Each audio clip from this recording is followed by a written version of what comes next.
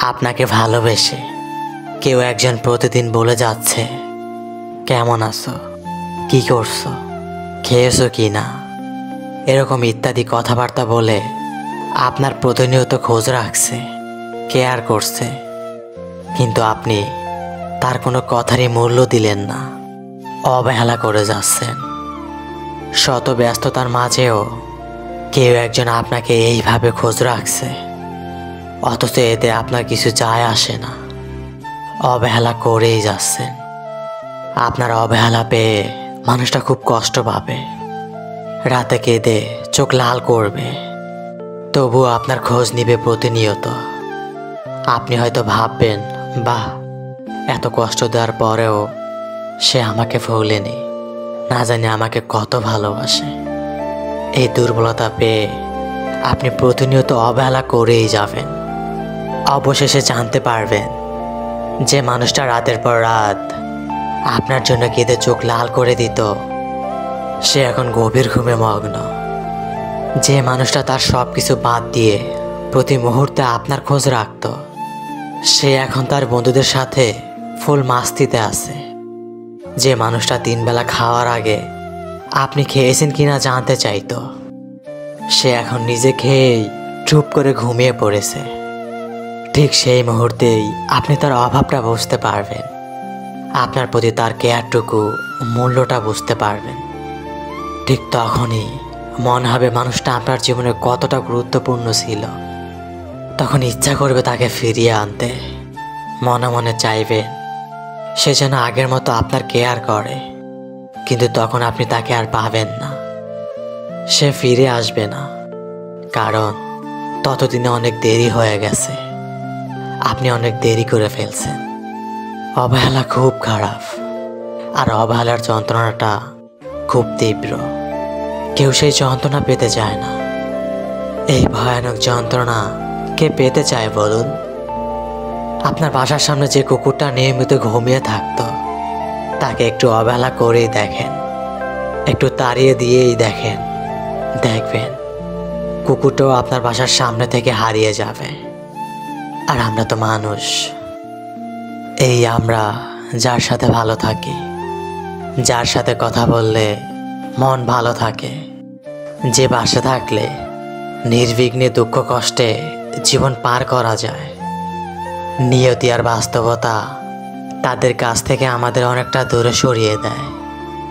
আমাদের জীবনে দুঃখ আর আক্ষেপই হচ্ছে মূলত তাদের কাছে না পাওয়ার কারণে।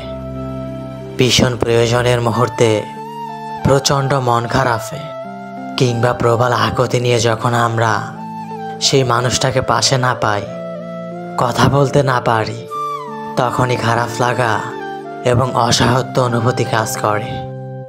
প্রিয়জন কিংবা প্রচণ্ড ভালোবাসার পরেও সেই মানুষটা ছাড়া একা থাকাটা ভীষণ যন্ত্রণার।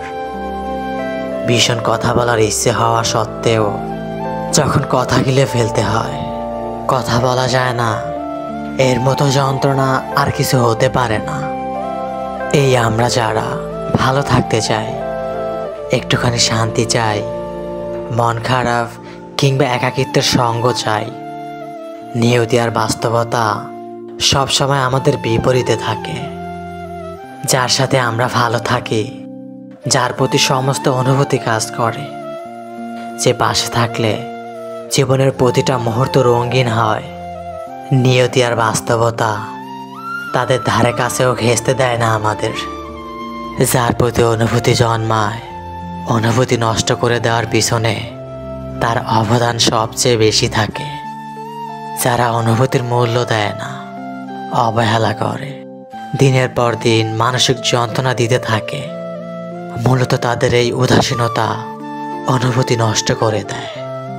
যারা ভালোবাসা বোঝে না, যারা শুধুমাত্র নিজেদের ভালো থাকা, ভালো লাগাকে প্রাধান্য দেয়, তাদের প্রতি অনুভূতি সবসময় এরকমই থাকে না। অনুভূতি বদলায়, সেই সাথে বদলায় তাদের প্রতি মনের টান। কারো প্রতি মনের গহীনে ভালোবাসা যতই থাকুক, সেই মানুষটা যদি অনুভূতির বিন্দুমাত্র মূল্য না দেয়, তবে মানুষ তখন আর ভালোবাসা বোঝে না। মানুষ তখন নিজেকে সরিয়ে নিতে আপ্রাণ চেষ্টা করে। ভালোবাসার মানুষ ছাড়া ভালো থাকা যায় না। আবার সেই মানুষটার কাছ থেকে ভালোবাসা না পেলে, অবহেলা পেলেও ভালো থাকা যায় না, বরং আরো বেশি যন্ত্রণা বোধ হয়। নিজেকে অসহায় লাগে খুব। কেউ থাকার পরেও নিজেকে একা লাগা, অসহায় লাগার মতো বাজে অনুভূতি আর হয় না। অনুভূতি নষ্ট ঠিক তারাই করে যাদের প্রতি আসলে অনুভূতি জন্মায়। ব্যবহার, আচরণ এবং গুরুত্ব সময় না দেওয়া, অবহেলা করা, অবশেষে বোঝার বিন্দুমাত্র চেষ্টা না করাই অনুভূতির নষ্টের কারণ। আসলে অনুভূতি বদলায়, আর এই অনুভূতির বদলানোর পিছনের গল্পটা সবসময় আড়ালেই থেকে যায়। মানুষ চলে যায়, সম্পর্ক ভেঙে যায়, তারপর কেউ সেই আড়ালে থাকা গল্পটা জানতেও চায় না কখনো। অনুভূতি নষ্ট করে দেওয়ার দায় কেউ নিতে চায় না কখনো। যে ভালোবাসে সে দায় টেনে যায় মৃত্যু পর্যন্ত।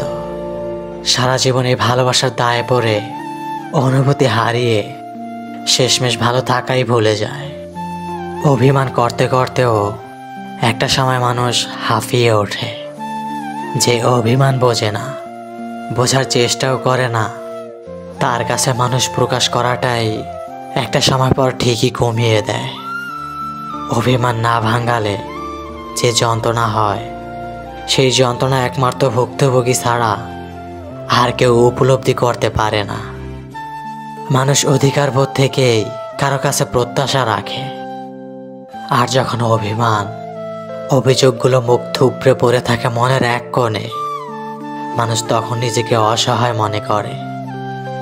দিনের পর দিন অবহেলা, গুরুত্বহীন হয়ে যাওয়া, কারো কাছে নিজের প্রাপ্য অধিকার এবং সম্মান না পাওয়ার কারণেই যত অভিমানের মেঘ এসে মনের আকাশে ভিড় করে। দু চোখে বৃষ্টি নামতে নামতে একটা সময় পর মেঘও কেটে যায়, তবুও মনের এক কোণে আক্ষেপ নামের জিনিসটা থেকে যায় আমৃত্য। যারা অভিমান বোঝে না, অভিমান ভাঙায় না, এড়িয়ে যায়, গুরুত্ব দেয় না, তাদের কাছে মানুষ কোনো কিছুই প্রকাশ করতে চায় না। ভালোবাসার মতো অভিমানের গভীরতাও অনেক। যারা ভালোবাসা বোঝে তারা অভিমানও বোঝে, আর যারা অভিমান বোঝে না তারা ভালোবাসাটাকেও গুরুত্বহীন ভেবে মানুষের বিশ্বাস, অনুভূতি এবং আবেগকে ভ্রূক্ষেপ করে না। যারা প্রচণ্ড আবেগপ্রবণ, যারা সারা জীবন শুধু ভালোবাসা চেয়ে এসেছে, যারা সামান্য গুরুত্ব আর যত্ন পেতে মরিয়া, পৃথিবীতে সবচেয়ে যন্ত্রণা ঠিক তারাই ভোগ করে। যারা শুধুমাত্র ভালোবাসাতেই নিজের সুখ খোঁজে, তাদের কাছে সুখ সবসময় অধরাই থেকে যায়। পৃথিবীর সব সুখ একদিকে রেখে তারা এই ভয়ঙ্কর যন্ত্রণা বেছে নেয়। পৃথিবীর এক প্রান্তে মানুষ টাকা পয়সা, ধন সম্পদ, খ্যাতি লাভের আশায় দৌড়ায়, আর এক প্রান্তে মানুষ শুধুমাত্র ভালোবাসার পিছনে দৌড়ায়।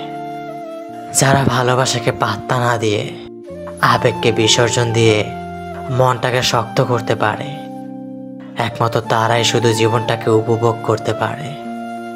আর যারা ভালোবাসার জন্য নিজেকে সঁপে দেয়, আবেগে ভেসে যায়, বারবার আঘাত পেয়েও ভালোবাসা থেকে মুখ ফিরিয়ে নিতে পারে না, জীবনের সব যন্ত্রণাবোধ তারা একাই ভোগ করে। নিজের সব সুখ শান্তি বিনষ্ট করে যারা ভালোবাসার পিছনে ছুটে, তাদের চাওয়া পাওয়ার কানা করেও মূল্য হয় না পৃথিবীতে। ব্যক্তিত্ব বিসর্জন দিয়েও শেষমেশে ভালোবাসা পায় না কারো। যারা শুধু ভালোবাসা চেয়ে আসে, তারা সবসময় ভালোবাসা থেকেই বঞ্চিত হয়। শুধুমাত্র ভালোবাসা পেলেই যারা নিজেকে সুখী ভাবতে পারে, পৃথিবীতে ঠিক তারাই হয় চরম অসুখী মানুষ। জীবন নিয়ে তারা সবসময় হতাশায় থাকে।